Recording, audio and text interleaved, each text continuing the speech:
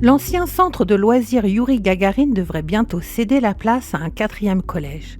Le début des travaux est prévu pour le premier trimestre 2025. En attendant, la faune et la flore ont repris leurs droits.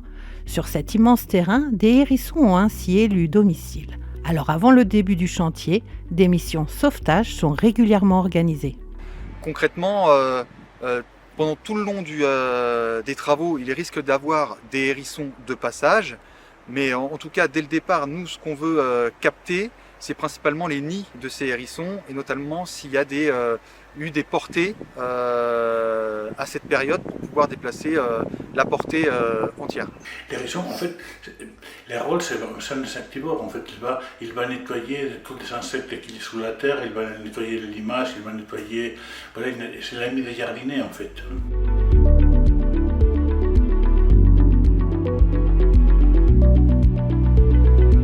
On a un local qu'on a pu trouver et qui est dédié au stockage des hérissons que l'on trouvera.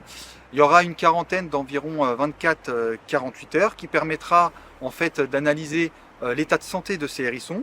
Et donc ça nous permettra aussi, on va dire, de les remettre sur pied et ensuite de pouvoir les relâcher en bonne santé.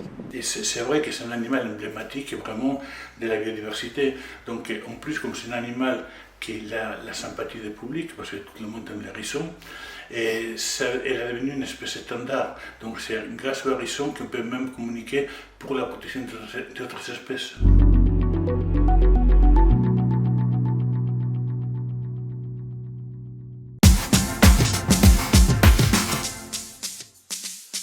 Le Père Noël a troqué son bonhomme de neige et son traîneau pour des animaux des forêts des Vosges.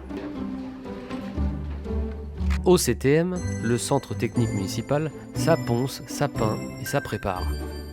Il est en pleine ébullition avant la mise en place de ces nouvelles décorations de Noël. Pour arriver à ce résultat, plusieurs corps de métiers ont participé à la construction.